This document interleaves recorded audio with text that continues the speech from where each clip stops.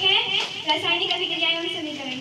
जब कोई पदार्थ अकेले या किसी अन्य पदार्थ के साथ मिलकर एक या एक से अधिक भिन्न गुण वाले नए पदार्थों का निर्माण करते हैं तो उसे हम रासायनिक अभिक्रिया कहते हैं। और जो पदार्थ रासायनिक अभिक्रिया में भाग लेकर नए पदार्थ बनाते हैं उन्हें अभिकारक कहते हैं, और जो नए पदार्थ होते हैं उन्हें प्रतिफल कहते हैं।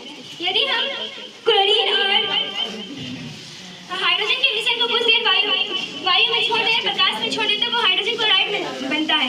इसमें H2 और Cl2 अभिकारक है और 2HCl प्रतिफल है। रासायनिक अभिकरण की निम्नलिखित विशेषता है, जैसे एक परखनली में थोड़ा सोडियम कार्बोनेट लेकर उसमें तेनो हाइड्रोक्लोरिक अम्ल डालने पर CO2 गैस प्रवाहित होता है।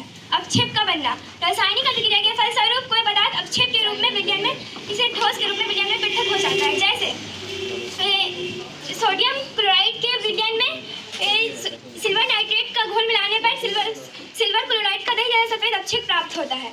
और रंग में परिवर्तन। पोटाशियम परमैंगनेट के बैंगनी रंग के विज्ञान में थोड़ा थोड़ा करके नींबू का रस निचोड़ने पर धीरे धीरे इसका बैंगनी रंग गायब हो जाता है।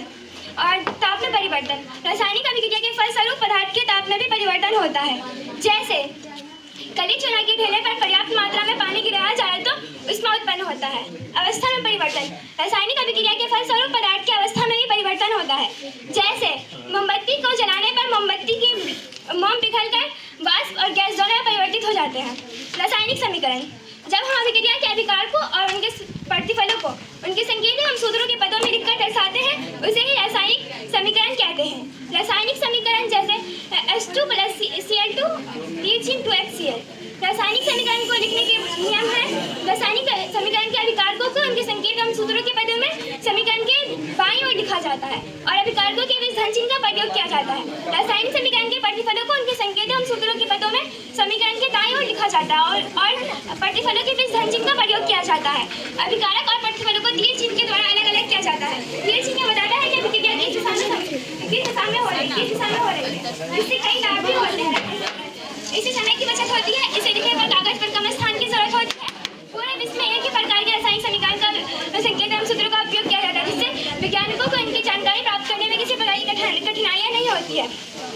इससे कई सीमाएं भी है। इसे यह पता नहीं, रासायनिक समीकरण से यह पता नहीं चलता है कि अभिक्रिया के अभिकारक और प्रतिफल ठोस है या द्रव है या गैस है। इससे यह भी पता नहीं चलता है कि अभिक्रिया किस दशा में संभव है।